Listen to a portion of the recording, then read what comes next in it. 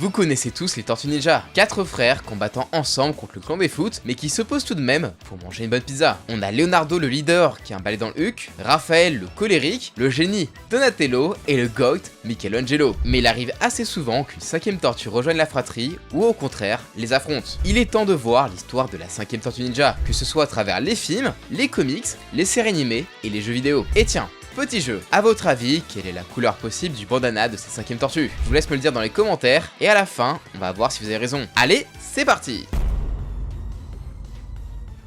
Si vous avez vu le second film Tortue Ninja, vous vous souvenez peut-être de Tokka. C'est l'un des 2 monstres créés par Shredder, l'ennemi juré des Tortues Ninja. Et d'ailleurs, Tokka provient d'un autre type de tortue, la Macrochelys teminki, ou Tortue Alligator. Lui, il est toujours en tandem avec un autre monstre, Rahzar le loup mutant. Bon, par contre, ils sont pas très intelligents, et ils parlent comme des bébés, et à la fin du film, ils se font retransformer dans leur forme animale. On revoit Tokka plus tard dans le dessin animé originel, avec une origin story similaire, et également dans les jeux vidéo, toujours accompagné de Rahzar. Toutefois, en fonction du média, Tokka n'est pas forcément méchant. Par exemple, dans la série de 2012, Tokka, qui cette fois-ci une femelle, est une extraterrestre qui cherche son fils et qui a failli faire une Godzilla tellement elle était énervée. Mais bref, c'est une tortue vraiment différente de celle qu'on a l'habitude de voir. Mais si vous trouvez que c'est ultra chelou, laissez-moi vous présenter Slash. Apparu pour la première fois dans le dessin animé de 1987, de base c'est la tortue adoptive de Bebop, l'homme de main iconique de Shredder, mais qui a ensuite muté parce qu'il cherchait son palmier en plastique. Et Slash, il était super fort, il a même vaincu les 4 Tortues Ninja. Et plus tard, il se bat même avec de la technologie. Mais dans les comics Archie, Slash est un extraterrestre découvert par ce cerveau sur pattes de Krang. Il vient d'une planète dont il est le seul survivant, et où il y a du poison partout. Mais vraiment, c'était plutôt hardcore. Résultat, Slash est endurci, et il était sous les ordres de Krang. Mais par contre, il fait super flipper, en plus d'avoir l'air encore plus vénère que Raphaël. Il se bat avec une épée et avec des griffes, ce qui lui donne une petite vibe à la Wolverine. Il appelle même les tortues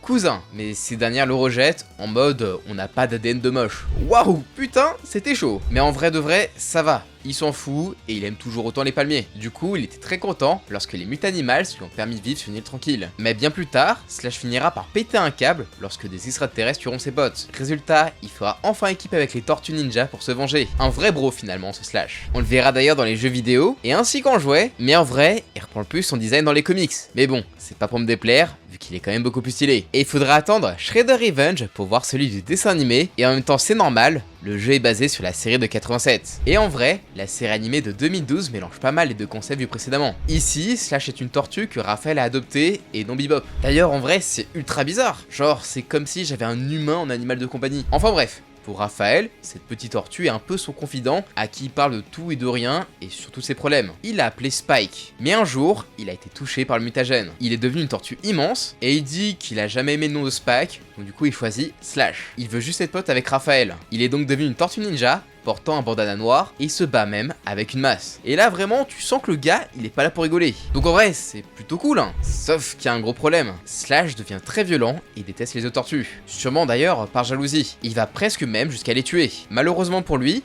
Raphaël restera du côté de ses frères, il combattra. Slash restera un méchant par la suite, même s'il fera au final la paix avec les tortues. Quant à la prochaine tortue, elle était au centre d'un énorme crossover nommé Turtles Forever. Et oui, bien avant Spider-Verse, t'avais déjà un genre de Tortulverse, à travers ce film avec les Tortues Ninja de 1987 qui rencontrait celle de 2003, mais aussi celle des comics Mirage. Et dans ce film, on peut même revoir cette bonne vieille Tokka avec un autre design. Ici c'est Un, un méchant de la série de 2003, qui, après avoir capturé les tortues des années 80, il devient intrigué par le mutagène et il se fait accidentellement transformer en la dernière chose qu'il a touchée, et c'est celle qu'il déteste le plus, une tortue. Résultat, il devient une tortue mutante et il rejoint évidemment l'Ultram Shredder de 2003 pour casser la tortue, jusqu'à ce qu'il se force à changer de camp en apprenant le plan d'Ultram Shredder qui consistait à faire disparaître toutes les tortues ninja de tous les univers. Du coup, comme il était visé, pas le choix, il a dû faire équipe avec ses ennemis. Et franchement, sous cette forme, Un, il était monstrueux, en mode tortue musclée avec des pics, rappelant un petit peu l'abomination. D'ailleurs, si tu veux pas toi aussi être muté en tortue moche et monstrueuse, je te conseille vraiment de t'abonner à la chaîne et d'activer la cloche. Il paraît que c'est le plus efficace des meilleurs anti-mutagènes. En plus, tu pourras apprendre toujours plus des secrets de tes personnages de pop culture préférés. C'est tout bénef, et merci de ton soutien.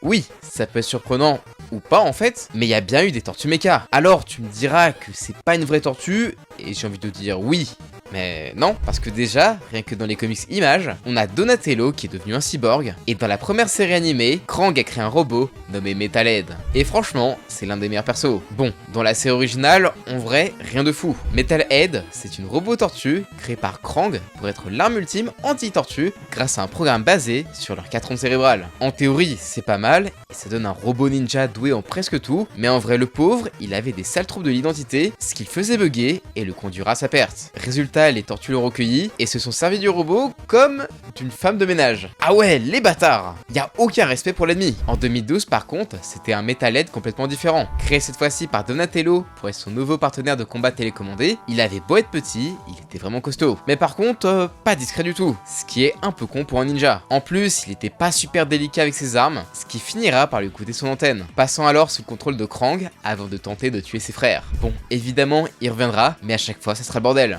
Bon, tout ça, c'est bien mignon, mais ça manque de drama. Heureusement pour ça, AW c'est vraiment les bestes. Ici, ils ont pris le concept de trouble de l'identité de la série de 87 et le lien avec Donatello de la série de 2012 pour faire le meilleur Metalhead possible. Ici, le robot a été créé par un scientifique allié des tortues afin de se protéger de ceux qui en voulaient à sa vie. Et il a choisi comme modèle pour son robot Donatello. Bon, après, le souci, c'est qu'il n'était pas entièrement programmé et il attaquait après les tortues en pensant que c'était des ennemis. Il a fait avec son arsenal de lasers, de machine gun, en plus de son gotelet anti-gravité, mais bon, heureusement, il a été mis hors service. Dommage parce qu'il était vraiment super cool avec sa capacité à devenir un véhicule. Il sera réanimé plus tard par Donatello afin de se servir de Metalhead via une bande d'arcade comme intermédiaire entre lui et Clan des Foot. Tout ça pour conclure une alliance contre Krang. Et oui, Donnie jouait les agents doubles pendant que ses frères se préparaient à l'assaut frontal. Sauf que bon, Shredder il est pas complètement con et il a chargé Bebop et Rocksteady de surveiller la tortue. Du coup, quand il y a une rumeur d'un trait, ils ont eu zéro hésitation à lui péter la gueule, laissant Donnie pour mort. Résultat, plan de malade. Sa conscience a été transférée dans Metalhead pendant un temps. Ça a donné un Donnie Metalhead qui n'aura pas vécu bien longtemps, vu qu'il a fini par se faire sauter pour protéger ses frères de Bebop et de Rocksteady. Et en vrai, je pense qu'il y avait une pointe de vengeance derrière tout ça. Et paf! Maintenant que le robot n'est plus, Donnie est revenu à la vie. C'est trop bien, et ils ont même reconstruit le corps de Metalhead pour le réactiver. Sauf que, en fait, il lui reste toujours de la conscience de Donnie, et il pète carrément un câble en se prenant pour lui. Il souhaite se venger des tortues et de l'imposteur. Du coup, ce petit Metalhead va transférer ses données vers un robot bien plus puissant. Il va être bien upgrade comme il faut, et il a même supprimé toutes les émotions parasites de son nouveau corps. Et vraiment, ce machin, il est ultra violent. C'était une vraie menace qui a bien failli tuer Donnie. Sinon, en dehors de tout ça, on le croise très souvent dans des jeux vidéo. Et c'est dans ce médium qu'on a eu d'autres Tortues Mecha. Enfin, plus ou moins.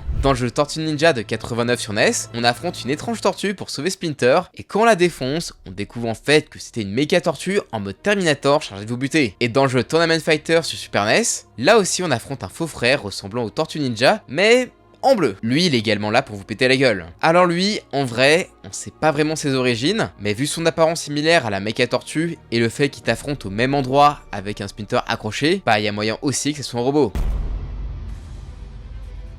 Heureusement, les différents 5e tortues sont pas toujours des méchants dégénérés ou d'étranges versions cybernétiques. Il y en a aussi des gentilles. La première d'entre elles d'ailleurs n'est même pas une vraie tortue, ni même un mutant issu du mutagène, mais juste un gamin de 13 ans nommé Zach. Ce véritable fan absolu des tortues qui leur collait H24 au train comme une petite peste un peu gênante, a finalement réussi à gagner sa place auprès de la fratrie, qui a fini par être le surnommé la 5e tortue. Ouais, sympa pour un gosse qui sera apparu que dans 7 épisodes de la série de 87. Bon, par contre, c'est pas hyper logique de mettre ce random au rang de 5e tortue. Heureusement, grâce aux comics Archie de 93, c'est l'allié et ami de longue date des tortues, April O'Neil, qui deviendra la 5e tortue et même première tortue féminine. Alors qu'elle enquêtait sur un étrange labo, elle finira par se faire choper par des aliens qui vont alors la soumettre au mutagène, faisant d'April une tortue. Avec son bandana blanc et son unique katana, elle réussira à s'échapper et à rejoindre ses frères avec l'anti-mutagène. Résultat, c'est bien la première et la dernière fois qu'on verra April en tortue. Dommage, mais après c'est son rôle d'être l'humaine alliée aux tortues. La même année, en 94,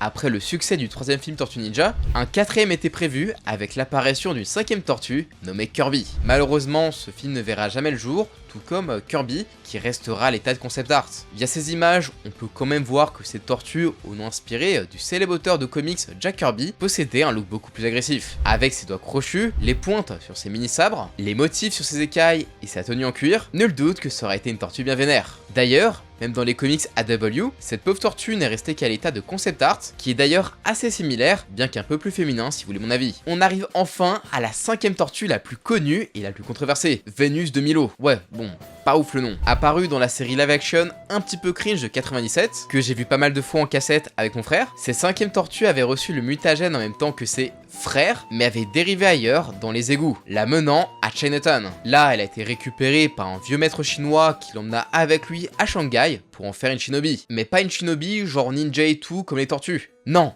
une shinobi magique. D'ailleurs, c'est complètement con vu que shinobi, bah c'est masculin. Pour elle, on devrait plutôt dire une koneshi. Résultat, bah elle est pas vraiment aimée par les fans de Tortue Ninja, vu qu'elle casse un peu le truc avec sa magie chelou, et ce, bien avant que les tortues ne se mettent à en faire aussi dans la série de 2018. En plus de ça, vu que dans cette série, les tortues n'étaient pas liées par le sang, bah ils voulaient tous la pécho. Surtout Leonardo et Raphaël. Ah non, là les pizzas c'est fini, ils veulent manger autre chose. Ce qui a complètement détruit la logique du groupe et le côté fratrie des Tortues Ninja. Et étonnamment, elle existe aussi plus ou moins dans les comics AW. Ici, c'est une humaine devenue grenouille mutante nommée Bonnie, qui a été améliorée en tortue rapiécée par le docteur Barlow qui l'a renommée Vénus. Ici, c'est pas une 5ème tortue, mais juste une mutante à l'allure de tortue et au pouvoir télépathique. En même temps, elle ne pouvait pas avoir ce rôle de 5ème tortue, puisque c'était déjà celui de la seule vraie 5ème tortue, Jennika. Elle, à la base, c'est une simple humaine qui a juste eu pas beaucoup de chance dans la vie. Enfant, elle finit par vivre dans la rue, après avoir vu son père battre sa mère, et elle a vécu grâce à des vols.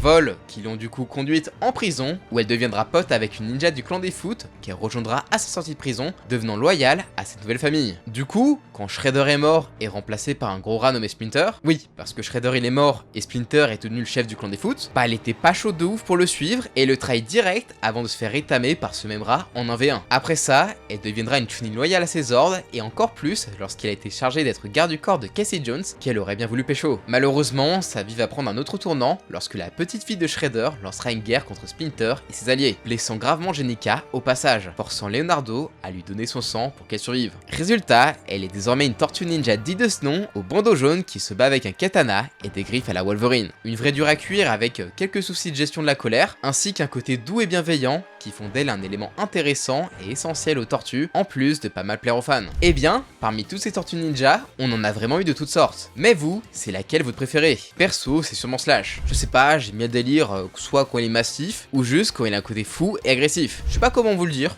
j'aime bien sa gueule. Et du coup, pour le bandana de la 5ème tortue ninja, si vous avez dit bleu clair, noir, blanc ou encore jaune, bah vous avez eu raison. J'espère en tout cas que le sujet vous a plu. Si c'est le cas, je compte sur vous pour me le dire en commentaire. Et d'ailleurs, la prochaine fois, on part sur quoi? Sur les Transformers, les Power Rangers, ou alors vous avez d'autres idées en tête. Enfin bref, si la vidéo vous a plu, comme d'habitude, je vous invite à exploser les pouces bleus, à partager un maximum la vidéo et à vous abonner en activant la cloche si c'est pas déjà fait. Sur ce, moi je vous dis à la prochaine, Kouabunga!